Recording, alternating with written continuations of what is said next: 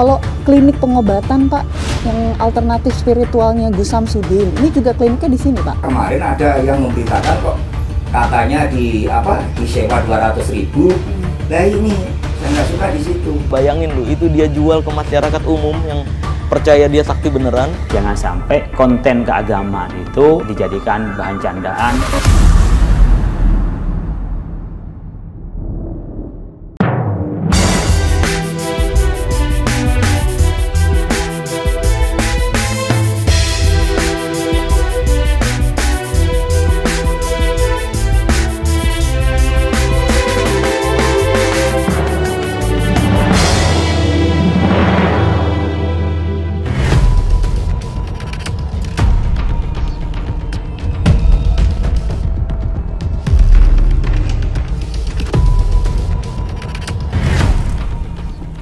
Ya, pemirsa, tersangka kasus video dugaan aliran sesat Samsudin alias Gus Samsudin kini telah ditahan di Mapolda Jawa Timur. Video konten yang dibuat oleh Samsudin ini membuat sejumlah masyarakat resah. Walaupun dikatakan oleh Samsudin bahwa video tersebut dibuat untuk meraup keuntungan dan juga menaikkan subscribernya. Ini bukan kali pertama Samsudin membuat kehebohan lantaran munculnya berbagai kontroversi. Bagaimana kasus yang menjerat Samsudin akan bergulir dan seperti apa sosok kontroversial Samsudin? Ikuti penelusuran tim fakta bersama saya, Fena Kintan. Mari kita tatayun padepokan urut di padepokane Pak Lurah Kurti Warjane Labisane untuk padepokan kita nyatakan ditutup. Kita sudah hampir sampai di padepokan dari Gus Samsudin. Kalau Anda bisa lihat, ini ada banner yang memberitahukan bahwa Kementerian Agama menutup operasional pembelajaran di tempat padepokan ataupun Ponpes Nur Syifa, tempat dari Gus Samsudin. Nah, kita akan coba cek ke dalam karena informasi yang kami dapatkan hari ini dari Dinas Sosial akan menjemput sejumlah santri yang masih ada di dalam pondok pesantren. Nanti akan kita lihat jalannya seperti apa. Saya juga mau explore lokasi di dalam karena di dalamnya selain ada pondok pesantren, informasinya juga di dalam ini ada pengobatan alternatif yang dijalankan oleh Gus Samsudin di sana. Ini nampaknya juga sudah mulai ada persiapan ya untuk melakukan penjemputan terhadap sejumlah santri yang masih ada di dalam pondok pesantren Nuswantoro ini. Kita temukan faktanya.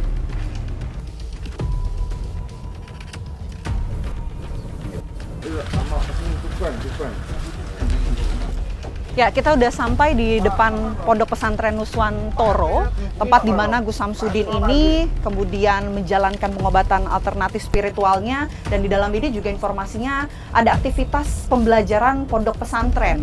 Yang kalau Anda bisa lihat pemirsa, ini sudah ada banner yang juga dipasang tidak hanya di depan pondok pesantren tapi juga di sekitar wilayah sini untuk memberitahukan bahwa pondok pesantren ini tidak berfungsi atau ditutup sementara pembelajarannya oleh Kementerian Agama, dan hari ini akan melakukan penjemputan sejumlah santri yang informasi ini masih ada beberapa ya yang di dalam. Kita coba cek nih penjemputan seperti apa.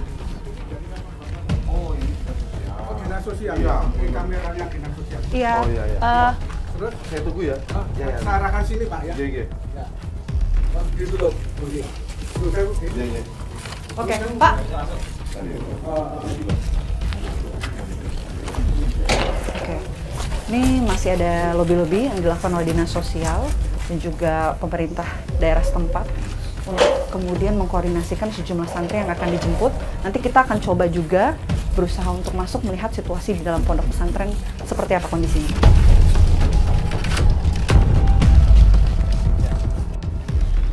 Sekarang kita belum boleh masuk karena di dalam Dinas Sosial masih berusaha untuk lobi-lobi untuk bisa berkoordinasi dengan pihak-pihak yang bersiaga di depan. Tapi kalau saya bisa melihat suasana di depan maupun dari lubang yang bisa saya lihat di sini, pemirsa, suasananya cukup sepi ya di dalam. Hanya beberapa orang saja yang terlihat. Mas, permisi Mas. Mas, di sini udah nggak ada siapa-siapa lagi ya Mas? Ada berapa orang yang ada di pondok pesantren ya Mas? Kalau ada puluhan masih ada santri Mas? Sudah mau pulang, mau dijemput ya Pak ya? Kalau anggota keluarganya Gus Samsudin ada di dalam Pak? Ada di dalam. Siapa aja Pak yang ada di dalam? Istrinya? Oke. Dan anak-anaknya semua ada di dalam berarti? Kalau klinik pengobatan Pak, yang alternatif spiritualnya Gus Samsudin, ini juga kliniknya di sini Pak? Oh kliniknya di sini, ada di dalam, masih beroperasi Pak sampai sekarang? Sebelumnya total ada berapa santri sih Pak di dalam ponpes ini? Ratusan ada Pak? Oh nggak ada? Berapa Pak kira-kira? 35 santri. Kalau Bapak di sini sebagai apa Pak? Oh santri, salah satu santri. Kalau guru-gurunya Pak yang ngajar di pesantren ini ada berapa Pak?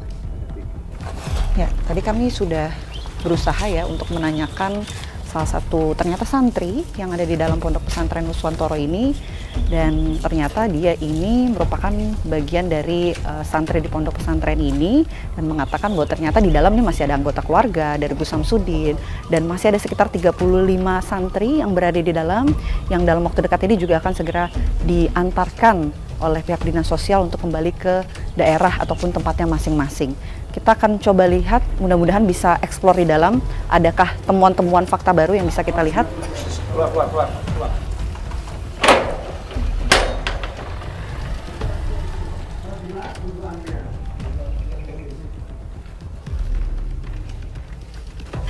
Pak Kades Mas. Iya. Pak Kades. Permisi Pak. Tunggu dulu Pak. Pak, ini santri-santrinya mau pulang Pak, mau dijemput Pak. Ada berapa Pak yang dijemput Pak? Maaf kurang tahu. Kurang tahu saya. Masih sulit ya untuk berusaha masuk ke dalam pondok pesantren. Sangat tertutup, bahkan juga ada petugas yang menjaga pondok pesantren ini. Tapi kami sudah melihat ada beberapa santri yang sudah bersiaga di pintu ini untuk kemudian siap-siap diantarkan oleh dinas sosial. Oke, kayaknya ada santri dari Malang yang akan dipulangkan ke Malang. Halo Pak, Pak, ini Bapak salah satu santri juga Pak? Malang mana? Oke, ada santri yang sudah mulai keluar. Mas, santri mau pulang kemana Mas, kalau boleh tahu Mas? Halo Mas, mau pulang kemana Mas, kalau boleh tahu? Udah berapa lama Mas belajar di sini? Halo Mas. Ini mau pulang kemana Mas, ke daerah mana Mas? Kita coba pantau lagi dari sekitaran gerbang.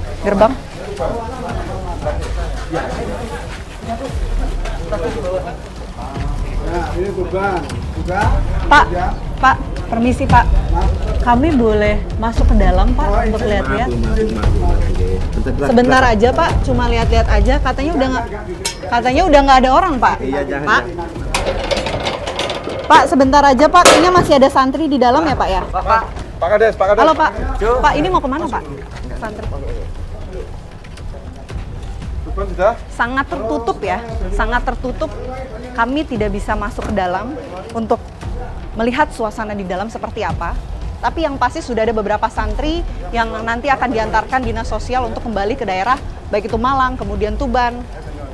Mas, ini mau ke Banyuwangi ya Mas ya, pulang ke rumahnya ya Mas ya. Udah berapa lama Mas jadi santri Mas? 2 bulan. 2 bulan? Oh, 2 bulan. Terus kira-kira di dalam pembelajarannya seperti apa sih Mas? Seperti pondok umumnya.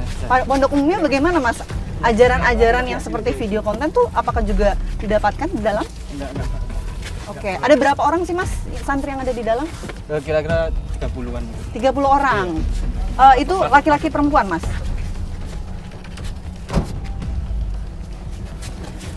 Ada perempuannya juga nggak sih Mas di dalam? Nggak ada. Oh nggak ada, berarti semuanya laki-laki. Iya. Tapi setelah kejadian Gus Samsudin kemudian ditahan, ini kira-kira di dalam suasananya seperti apa Mas? Seperti normal aja. Sama-sama ya. Normal aja. Jalan dengan lancar.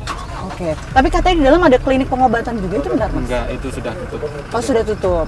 Oke. Aktivitas berarti setelah itu berhenti pembelajaran. Iya, Oke. semenjak dari lingkungan. Oke. Tapi untuk belajar di sini ada SPP pembayaran gitu Mas? Enggak. Tapi tahu dari mana bisa masuk ke ponpes ini Mas untuk belajar di sini? Ya dulu ada saudara. Oh ada saudara. Berarti di pondok pesantren ini sendirian, nggak ada keluarga yang mendampingi? Enggak. Oke. Teman-teman di dalam bagaimana Mas kondisinya? Ya mana-mana aja. Aman-aman aja. Kalau guru-guru di sana yang ngajar ada berapa sih Mas? Ada 2. Ada 2 guru. Ya, ada salah satu santri yang akan dipulangkan ke tempatnya di Banyuwangi yang mengatakan bahwa di dalam nih ada puluhan santri dan mayoritas ini adalah laki-laki. Aktivitas juga setelah adanya video konten tersebut dan video tersebut diperkarakan ini juga berjalan seperti biasa. Pak Kades, hati-hati Pak. Pak Kades, izin Pak, boleh minta waktunya Pak sebentar Pak. Ini kan ada santri yang dipulangkan ya Pak ya. Ada berapa sih jumlah santri sebetulnya yang ada di dalam Pak? Kalau di dalam itu kisaran 34 Mbak yang ada di dalam, terkait dengan santri yang berasal dari luar Provinsi Jawa Timur. Karena itu regulasinya harus koordinasi dengan dinas provinsi. Lain. Ya, Kalau santri di dalam Pak, ini kan ada 30-an kurang lebih yang ada di dalam. Laki-laki semua atau ada perempuan juga santri di dalam? Informasi yang kami terima itu laki-laki, di mana mereka pun juga sebagai karyawan daripada di dalam sini, seperti bersih-bersih rumah, kemudian bantu aktivitas yang ada di dalam, seperti itu Mbak. Jadi apa yang dilakukan di dalam pondok pesantren ini, itu seperti kita ketahui bersama, itu memang secara regulasi, itu hanya memiliki izin kaitan dengan izin di SK Kemenkumhamnya. Pendaftaran namanya di AHU-nya itu kan, kalau izin operasional belum dapat, jadi secara otomatis di dalam memang tidak diperkenankan untuk aktivitas menyerupai pondok pesantren itu, Mbak. Oke, jadi tidak mengantongin izin untuk kemudian belum mengantongin izin. Oke, tapi katanya di dalam nih Pak, ada juga pengobatan alternatif spiritual dari Gus Samsudin, sekaligus tempat tinggalnya juga. Aktivitasnya sehari-hari selama ini seperti apa? Kejadian beberapa waktu yang lalu, Mbak, di dalam situ seperti kami yang telah meminta informasi kepada Saudara Samsudin, di dalam situ kalau pengobatan seperti dulu tidak. Akan tetapi ada beberapa orang yang datang untuk konsultasi, begitu penyampaian yang disampaikan oleh Saudara Samsudin itu sendiri. Untuk pembuatan konten sendiri bukan ada di sini, bukan di Desa Rejowinangun, seperti itu Mbak. Oke, ini pondok pesantren ini mewah sekali ya Pak. Sudah sejak kapan sih berdiri? Ini berdiri sejak tahun 2022 mungkin Mbak ya, karena dulu tempat pengobatannya ada di sana itu Mbak, di ujung sana masih namanya. Yang di pintu masuk itu ya Pak ya? Padepokan Nurjat Sejati waktu itu. Sebelum kemudian pondok pesantren ini berdiri, Gus Samsudin ini apakah memang sudah tinggal di sini, menjadi warga sini sebelumnya, atau memang sejak didirikannya Ponpes? Jadi Saudara Samsudin itu masuk Rejowinangun itu berangkat dari daerah Lampung Mbak. Dia di sini pendatang, istrinya juga begitu dari Lampung sana. Kemudian dia datang ke Rejowinangun sebagai tukang rosok waktu itu, aktivitas yang kami terima dan aktivitas yang kami ketahui seperti itu. Jadi setelah ditutup, pasca ditutup Padepokan Nurjat Sejati pada pada Surat Bupati tahun 2002, 8 Agustus itu dia mendirikan pondok pesantren ini. Ya, kita tim Fakta pemirsa sedang menuju ke lokasi dari tempat pembuatan video konten Gus Samsudin, di mana di konten tersebut pun sudah diperkarakan viral di media sosial bahwa di sana mengatakan pasangan suami istri boleh kemudian bertukar pasangan asal suka sama suka. Nanti kita akan lihat tempat pembuatan videonya seperti apa, apakah ada fakta baru yang akan kita temukan di sana. Ikuti penelusuran saya. Sekarang kita mau coba cari rumah dari Pak RT-nya katanya yang menyewakan tempat kontrakan ini. Ini adalah rumah dari Pak RT, Pak Lahuri, tapi ternyata ini juga dipakai untuk pembuatan video konten Gus Samsudin, untuk membuat video yang di dalam ini sempat kontroversial, kalimat yang memperbolehkan pasangan suami istri untuk tukar pasangan asal suka sama suka. Saya sekarang mau coba cek di dalam seperti apa kondisi dari tempat pembuatan videonya. Ini adalah rumah dari Pak Lahuri. Kita coba masuk ke dalam. Assalamualaikum. Pak, izin kami dari Fakta TV One. Ya. Ini yang rumah ini ya Pak? Pembuatan videonya di sini Pak? Iya. Oke. Jadi di mana Pak? Set pembuatan video di sebelah sini atau di sini? Oh di sini. Sebelah sini. Maaf ya Pak, maaf ya Mas. Kan berkas semua ada di Polda. Oke. Jadi ingin tahunya di Polda aja. Oh gitu. Ya, udah stop, saya no comment. Tapi nanti jadi nggak karu-karuan lagi. Oh, sudah, baik, di stop nggak boleh. Oh ya, baik. Ya. Terima kasih. Ya, maaf. saya paham. Ya, siap, Ya, siap, Bu. ya, maaf ya. Terima kasih. Ya, karena kemarin saya juga dipanggil ke Polda Sudah sana. di Polda. Jadi Polda udah di sana. Jadi saya sekarang misalnya jenengan mau tanya-tanya, saya no komen. Tapi kalau silakan. jenengan mau lihat, silakan. Nggak usah ya Mbak, maaf ya. Betul-betul minta maaf. Betul-betul minta maaf saya. Cuman aku hanya satu yang nggak cocok, nggak sesuai apa yang saya sampaikan, itu aja. Karena kemarin aku juga ngomong apa adanya, saya tidak menutupi, saya tidak mengurangi, saya juga nggak nambahin, ya kan. Di situ kan sudah, saya waktu diwawancara kan udah saya kasih tahu. Tapi kalau nanti ternyata tayangannya di media itu nggak sama dengan apa yang saya katakan, itu ya sangat kecewa di situ saya. Oh gitu. Iya. Karena apa? Karena di sini tuh jadi disewa gitu loh, Mbak. Oke. Nggak disewa. Dikasih setiap malam dikasih 200 itu, nantinya malam ya buat bikin kopi atau gitu. Tapi ternyata kenapa kemarin ada yang memberitakan kok katanya disewa 200.000. Nah ini saya nggak suka di situ. Tapi kalau kami bisa gambarkan kepada Anda sekilas pada saat kami masuk ke dalam rumah tadi atau set dari lokasi pembuatan video konten Gus Samsudin, boleh tukar pasangan suami istri asal suka sama suka, ini persis seperti yang ada di video dengan tembok berwarna pink, dan setnya ini sudah berubah walaupun memang kursinya ini masih sama, ada sofa yang persis diduduki oleh talent-talent yang merupakan kiai, dan juga sempat ada istri juga di dalam. 2-3 orang istri yang menggunakan pakaian berwarna hitam. Ini setnya persis seperti di ruang tamu tempat tinggal Bapak Lahuri yang ada di sebelah kiri saya. Kita coba temukan fakta lainnya pemirsa. Bayangin lu, itu dia jual ke masyarakat umum yang percaya dia sakti beneran.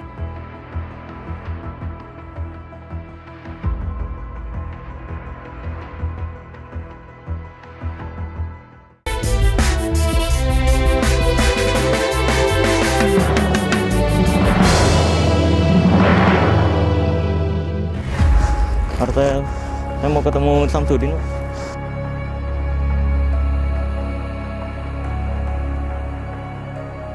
Ya pemirsa, saat ini saya sudah bersama dengan Mas Marcel Radival alias Pesulap Merah.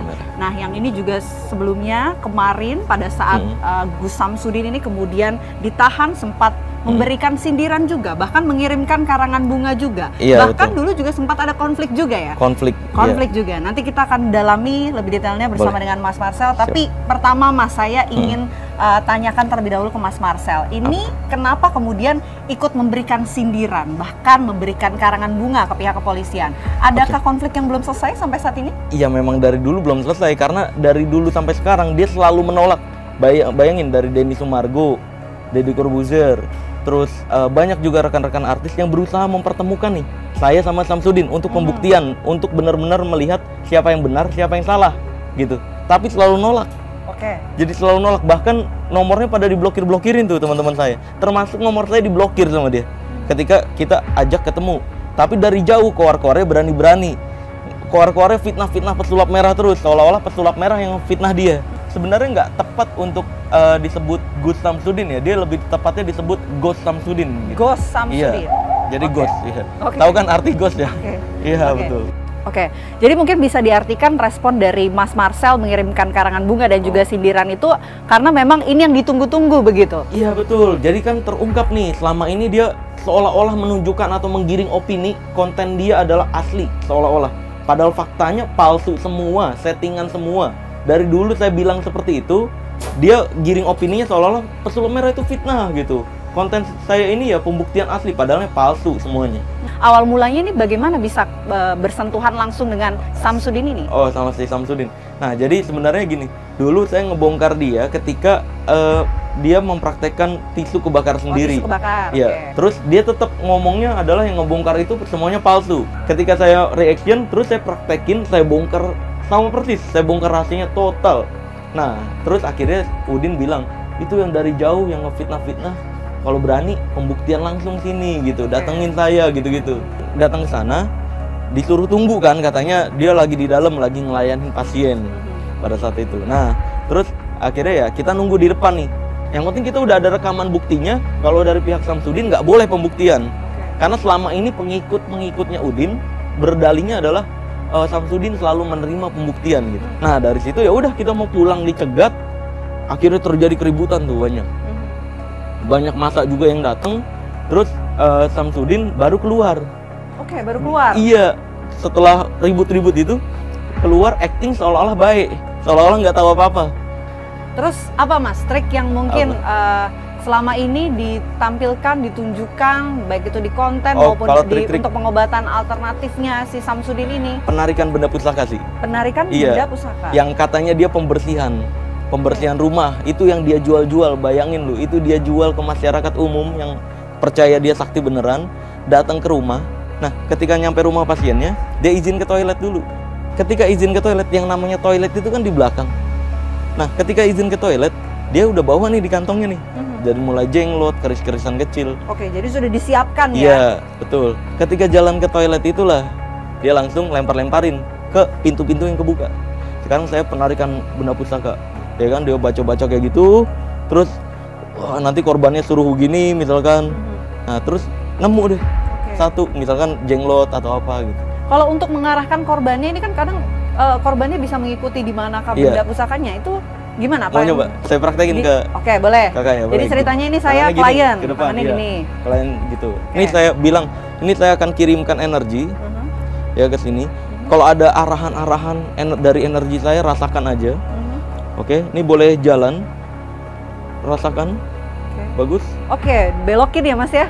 Iya betul, rasanya dibelokin ya. Iya. Nah, bayangin kalau penonton yang lihat direkam kayak gini, kan si korban juga nggak enak kan, pengen bilang, oh ini gue kok dibelokin gitu. Oke. Coba, terus rasain.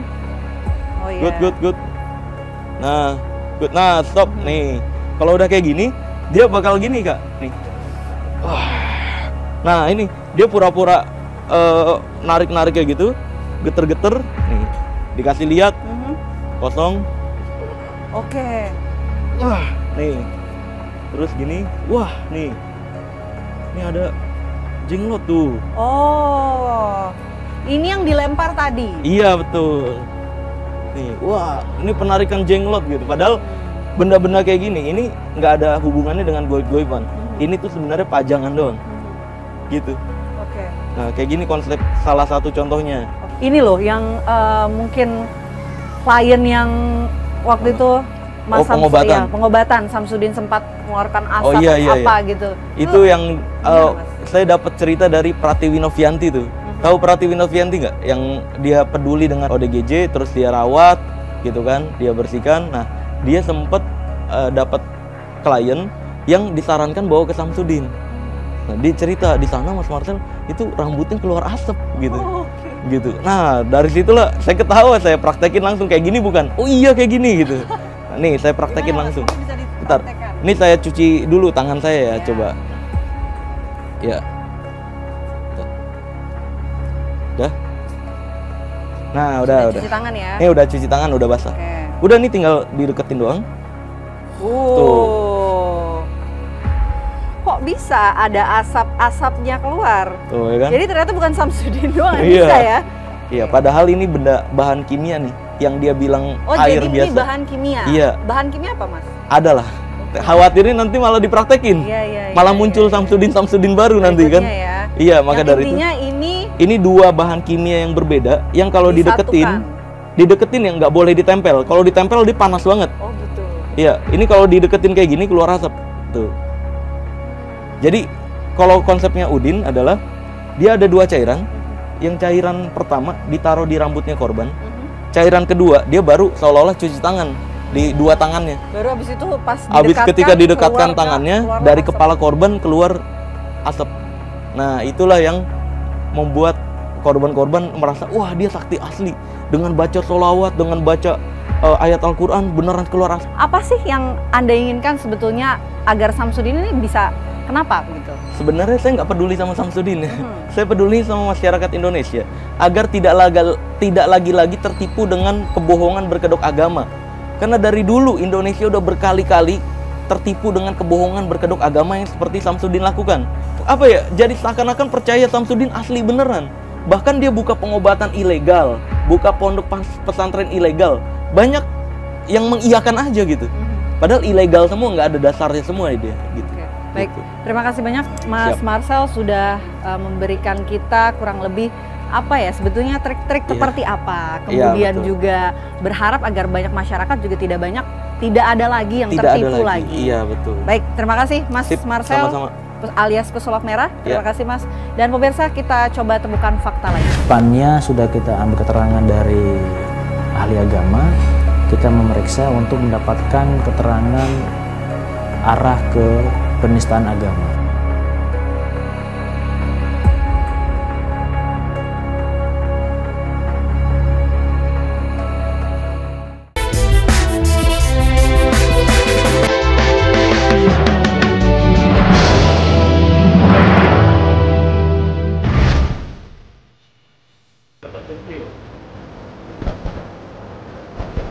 Ya, pemirsa, Gus Samsudin kini tengah ditahan di cabang rutan Mapolda Jawa Timur sejak tanggal 29 Februari 2024 lalu ditetapkan sebagai tersangka oleh pihak kepolisian. Lalu bagaimana proses hukum yang tengah dijalani oleh Gus Samsudin? Kita coba temukan faktanya. Ya, saat ini saya sudah bersama dengan penyidik yang menangani perkara dari Gus Samsudin, yakni Kasubdit 5 Cyber di Treskrimsus Polda Jawa Timur, AKBP Charles Pandapotan Tampu Bolon. Halo Pak, sehat? Sehat. Oke. Gus Samsudin ini kan sosok yang kontroversial Pak. Tapi sampai saat ini pihak kepolisian setelah memintai keterangan, alasan dari Gus Samsudin kemudian membuat konten yang sampai saat ini akhirnya menjadi gaduh. Alasannya sebetulnya seperti apa Pak? Gus Samsudin membuat konten tersebut tujuannya itu untuk mendapatkan viewers yang banyak, meningkatkan subscribe-nya untuk mendapat keuntungan secara finansial. Oke, jadi itu alasannya. Tapi memang apakah konten-konten YouTube dari Gus Samsudin ini meraup keuntungan seperti yang diinginkan? Dari keterangan yang dia sampaikan bahwa selama ini dia mendapat keuntungan dari kontennya itu cukup besar, dari sekitaran 100 sampai 130 juta. Dan itu dikuatkan dengan keterangan dari seseorang yang membantu dia. Oke. Ada yang mengatakan juga tidak hanya untuk meraup keuntungan konten-konten YouTube-nya, tapi juga untuk kemudian membuat laris bisnis dia, yakni pengobatan alternatif. Pendalaman dari pihak kepolisian? Ya, jadi saudara Samsudin ini membuka juga pengobatan tradisional di tempatnya. Pengobatan tradisional ini ya tidak mempunyai izin juga. Nah, dengan meningkatnya viewersnya dia semakin terkenal. Harapan dia juga selain mendapatkan viewers yang banyak, dia juga untuk mendapatkan peminat yang banyak terhadap pengobatan tradisionalnya. Karena pengobatan tradisionalnya ini cukup terkenal di kalangan luas, masyarakat luas. Kalau kita lihat dari video konten ya Pak yang dibuat oleh Gus Samsudin ini kan banyak yang terlibat. Ada belasan orang lah yang kurang lebih terlibat. Mungkin pihak kepolisian bisa menjelaskan peran-peran orang-orang yang ada di konten tersebut dan apakah juga saat ini sudah dimintai keterangan oleh pihak kepolisian? Ya, dari para talents yang ada itu semua totalnya dalam video itu kurang lebih 14 orang. Ada saudara Samsudin juga dalam video tersebut, tapi dia tidak berperan langsung, tetapi cuma sebagai pengarah juga. Nah, yang lainnya itu sebagai pemeran, ada yang sebagai pasangan suami istri, ada juga yang bukan sebagai pasangan suami istri, atau ada yang sebagai ustadz ya, yang memberikan ceramah di dalam video tersebut. Tetapi semuanya itu hanya suatu settingan, suatu drama yang dibuat-buat oleh saudara Samsudin untuk menarik perhatian viewers. Karena itu menurut dia itu sesuatu yang kontroversial. Dia selalu membuat konten yang kontroversial dan pada saat ini dalam proses penyidikan kami mendapatkan informasi tujuan dia itu ya untuk mendapatkan viewers yang banyak untuk meningkatkan penghasilan dia. Oke. Jadi orang-orang yang ada di video tersebut tidak berprofesi seperti di konten tersebut ya, Tidak, mulai dari betul. kiai yang kemudian menyampaikan adanya ajaran kontroversial itu. Begitupun juga dengan sosok laki-laki di sebelahnya yang berbicara dengan perempuan. Pak, Ya. ada yang bilang kalau itu sosok laki-laki benar? Bukan, itu sosok perempuan beneran dan itu suami istri beneran. Tetapi dalam video tersebut diperagakan seolah-olah mereka itu bukan suami istri. Karena judul videonya itu kan adalah boleh bertukar pasangan asal suka sama suka dan dijanjikan masuk surga. Nah, tapi yang peragaan antara yang pihak laki-laki dan ada menyentuh pihak perempuan itu suami istri beneran. Hanya dalam video ini diperagakan seolah-olah bukan suami istri. Dibayar berapa Pak talentnya? Dalam pemeriksaan kami ada perbedaan keterangan. Gus Samsudin menyampaikan sebesar 300.000 per orangnya, tetapi dari keterangan saksi yang pernah dalam video tersebut 3 juta per orang. Oke, jadi sampai saat ini pasal sangkaan terhadap Gus Samsudin ini adalah Undang-Undang ITE. Kalau mengenai pasal lainnya ujaran kebencian sara dan juga penyebaran berita bohong seperti apa? Ya, jadi kita kedepannya sudah kita ambil keterangan dari ahli agama, kita memeriksa untuk mendapatkan keterangan arah ke penistaan agama. Apakah nanti ini kita tambahkan pasal penistaan agama? Tentu nanti hasil pemeriksaan dari ahli agama kita koordinasikan juga dengan pihak kejaksaan. Oke. Sekarang kita bicara soal peran tersangka lain selain Gus Samsudin. Ada 2 orang yang juga sudah ditetapkan tersangka ya oleh pihak kepolisian. Nah, sejauh ini peran-perannya apa Pak? Apa kemudian alasan 2 orang ini ditetapkan sebagai tersangka oleh pihak kepolisian? Oke, untuk 2 orang tersangka yang juga naik status menjadi tersangka dari saksi karena mempunyai peran yang sangat signifikan, yaitu saudara FK sebagai yang mengupload, yang mengedit videonya, dan saudara FB yang merekam pada saat pengambilan video. Dia yang merekam, mengirimkan kepada saudara FK untuk dilakukan edit untuk dibuat sedemikian rupa untuk kemudian diupload ke YouTube milik saudara Samsudin. Tadi kan dikatakan Pak, beberapa orang yang ada di konten video tersebut ini merupakan talent gitu. Tapi apakah juga mereka mengetahui bahwa mereka datang untuk kemudian dimintai membuat video konten seperti yang sudah jadi ini, atau sebetulnya mereka tidak tahu sama sekali? Ya, mereka tidak tahu sama sekali apa yang menjadi pekerjaan mereka, perannya seperti apa. Begitu pada saat saudara Samsudin menghubungi mereka untuk datang ke Blitar. Mereka hanya punya pemikiran dikerjakan saudara Samsudin dan diberikan upah 3 juta per orang, dan tidak tahu sama sekali bahwa peran yang diperagakan ini mengandung unsur ujaran kebencian, mengandung unsur yang bisa memberikan kerusuhan di masyarakat. Tidak sama sekali punya pemikiran ke sana karena mereka tidak diberikan gambaran spesifik terkait peran dan pekerjaan seperti apa ya pada saat tiba di Blitar nanti. Mereka hanya tahu dibayar, setelah dibayar dipulangkan kembali ke rumah mereka masing-masing. Ini kan talent yang memang berasal dari luar Blitar begitu di Jawa Barat. Tapi apakah mereka ini walaupun dari luar Blitar ini merupakan pengikut-pengikut dari Gus Samsudin yang juga sempat mendengarkan ataupun mengikuti ajaran-ajaran yang disampaikan Gus Samsudin? Bukan, sama sekali tidak. Sama sekali tidak. Mereka hanya menghubungi saudara Samsudin untuk meminta pekerjaan. Apabila ada pekerjaan, mereka siap untuk ikut berpartisipasi. Tidak ada mengikuti aliran ataupun sudah kenal saudara Samsudin, karena dari saudara Samsudin sendiri tidak mengenal mereka. Sama sekali tidak mengenal mereka, tidak ada hubungan sama sekali dengan mereka.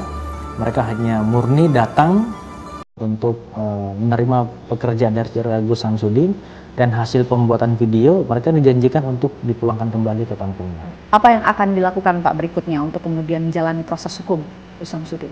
Sampai saat ini proses penyidikan sudah mengarah kepada pemeriksaan ahli hukum pidana untuk kelengkapan berkasnya, dan sesegera mungkin kami akan melakukan pengiriman berkas kepada kejaksaan.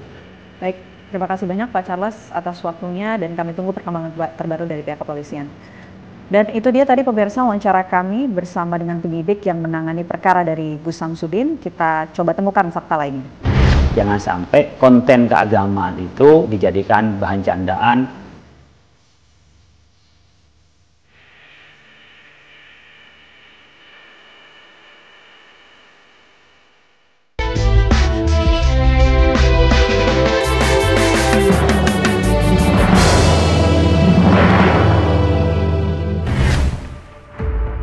Kita sudah sampai untuk kemudian memintai tanggapan dan juga respon dari pihak Majelis Ulama Indonesia berkaitan dengan kasus video dugaan aliran sesat yang dibuat oleh Gus Samsudin, begitupun juga dengan sosok Gus Samsudin ke pihak Majelis Ulama Indonesia. Kita temukan faktanya. Ya, saat ini kami sudah bersama dengan Ketua Bidang Dakwah dan Ukhuwah Majelis Ulama Indonesia, ada Ustadz Kiai Haji Khalil Nafis. Assalamualaikum Ustadz. Waalaikumsalam warahmatullahi wabarakatuh. Oke, kali ini kita akan membahas mengenai Gus Samsudin ya Ustadz. Tapi mungkin pertama pertanyaan saya ini mengenai kasus yang saat ini sedang viral juga menjerat Gus Samsudin. Respon dari Majelis Ulama Indonesia atas video yang kemudian diduga merupakan aliran sesat yang dibuat oleh Gus Samsudin ini seperti apa? Ya, pertama memang saya mendapatkan kiriman WA Japri dari beberapa teman atau jemaah. Demikian juga di media sosial saya juga saya di-mention berkenaan dengan kasus ini. Saya memang ngeliat kok kayak suaranya dubbing. Akhirnya kami teliti. Kami hubungi MUI Jawa Timur, ternyata tempatnya di Jawa Timur, tempatnya di Blitar kalau nggak salah ya. Dan ternyata beliau yang menjadi pemainnya ya, Gus Samsudin termasuk pemerannya di dalamnya. Setelah diteliti ternyata itu memang main-main canda-canda. Katanya entertain. Saya memang sampaikan meskipun entertain proses aja secara hukum. Kami memang minta agar itu diproses saja secara hukum agar ini menjadi pembelajaran bagi kita bahwa agama itu jangan dibikin bahan candaan lah. Jangan sampai dengan motif viewer atau motif apapun atau hanya sekedar main-main, tapi agama yang sudah jelas di dalam Islam, bagaimana pernikahan, bagaimana menjaga perkawinan, dan bagaimana hubungan laki perempuan, jangan dibikin konten yang hanya untuk menjadikan kontennya itu yang seksi dan sensi. Nah, urusan agama ini kan seksi mas sensi ya. Seksi mudah sekali ya orang itu tertarik untuk membacanya, apalagi hasil Litbang Kementerian Agama dalam risetnya itu 86% kita ini banyak memutuskan dengan berdasarkan agama, sehingga konten-konten agama sangat menarik. Sensi ini bisa sensasional, ya, mudah viral, mudah orang untuk bereaksi. Itu adalah sensinya. Oleh karena itu, meskipun ini sangat seksi dan sensi, jangan sampai konten keagamaan itu melanggar dari norma ketentuan agama, kemudian dijadikan bahan candaan, apalagi ini hanya motif-motif yang sifatnya sementara itu. Gus Samsudin mengatakan bahwa konten yang ia buat selain untuk entertain atau kemudian untuk hibur-hiburan saja, tapi dia juga mengatakan bahwa untuk edukasi. Nah, Anda melihatnya adakah edukasi yang kemudian terlihat dalam konten tersebut? Saya tidak melihat utuh, tetapi dari yang saya baca, ya, saya lihat kalau sampai menghalalkan laki-laki dengan perempuan tanpa hubungan pernikahan, apalagi juga banyak orang yang sudah punya pasangan, bertukar pasangan hanya karena suka sama suka, edukasinya di mana? Tapi yang dilakukan oleh Gus Samsudin dari perspektif MUI, apakah ini sudah masuk penistaan agama, Pak Ustadz? Kalau penistaan agama, saya melihatnya belum masuk pada kriteria penistaan agama. Tetapi penyimpangan itu beda dengan penodaan. Penodaan itu adalah kemurnian agama itu dinudain. Dengan umpamanya Al-Quran dibilang adalah bukan firman Allah, umpamanya Nabi Muhammad itu nabi terakhir, masih ada nabi lain, dan itu bagian penodaan. Kalau dari MUI sendiri melihat sosok Gus Samsudin, adakah temuan-temuan yang memang mengarah ke seperti penyimpangan lainnya seperti kasus yang baru-baru ini? Kami belum pernah meneliti kalau kami di pusat ya, saya nggak tahu nanti kalau di Jawa Timur kami minta apakah Jawa Timur sudah meneliti tentang sosok tertentu. Karena bagi kami beliau bukan sesuatu yang punya pengaruh besar. Ini saya tidak menganggap punya pengaruh yang sifatnya nasional. Ini hanya lokal aja, saya pikir hanya gaya-gayaan aja, hebat-hebatan aja, sok-sokan aja. Kemudian dengan diupload di tempat itu, kemudian banyak viewernya, mungkin secara ekonomi bisa juga mendapatkan dari orang yang downloader atau orang yang view itu. Saya melihatnya seperti itu. Saya pribadi ya, belum ada kajian MUI tentang Samsudin ini, belum pernah ada kajian khusus. Ya, walaupun cuma konten Pak Ustadz dengan yang tadi sudah dijelaskan dengan penampilannya dan sebagainya, tapi mungkin yang banyak juga salah arti nama dari Gus Samsudin ini ada menyandang panggilan Gus begitu, yang kemudian diarahkan kepada tokoh agama, orang-orang yang mengerti agama begitu. Anda melihatnya seperti apa dengan kontroversi yang kemudian ditarik belakang oleh si Gus Samsudin ini? Gus itu bukan panggilan bagi orang ahli agama. Kalau kiai ya, ustadz ya, kalau Gus enggak. Kita nyebut gawagis, anaknya Kiai. Anak kiai nggak semuanya alim. Nah sekarang Gus ini dengan berbagai media sosial, panggilan yang umum, saya tidak mengatakan downgrade, tapi sudah mengalami penurunan. Artinya gini, banyak orang manggil Gus panggilan Okem aja, bukan Gus dalam arti anaknya kiai. Terlepas dari kontroversi yang terjadi yang dilakukan oleh Gus Samsudin, ada nggak sih mungkin kekhawatiran dari MUI dampak yang mungkin bisa terlihat berdampak kepada masyarakat dengan adanya konten-konten ataupun kontroversi dari Gus Samsudin ini? Saya melihat kalau dampak ke agamanya enggak, karena nggak ada pengikutnya dan masyarakat nggak percaya. Dampaknya adalah menghina agama. Meremehkan minimal ya, meremehkan agama. Karena kalau kita menganggap oh nanti ada yang salah paham lu anak muda dengan saya mengatakan tukar pasangan, suka sama suka, dijamin surga. Kalau kita tahu bahwa ini ada dipertanggungjawabkan di hadapan Allah, kita nggak berani ngomong itu. Pemirsa, konten yang dibuat oleh Samsudin menimbulkan beragam reaksi dari sejumlah masyarakat. Pihak kepolisian mengatakan proses hukum yang akan dijalani oleh Samsudin masih akan terus berlanjut, di mana saat ini Samsudin dijerat pasal Undang-Undang ITE. Sementara itu, Majelis Ulama Indonesia mengatakan aksi yang dilakukan Samsudin masuk ke dalam kategori penyimpangan agama, bukan penistaan agama. Meski demikian, Majelis Ulama Indonesia menilai aksi Samsudin harus tetap diproses hukum agar tidak ada lagi penyalahgunaan agama untuk meraup keuntungan. Saya Vena Kintan, saksikan terus Fakta setiap Senin pukul 20 waktu Indonesia Barat, hanya di TV One.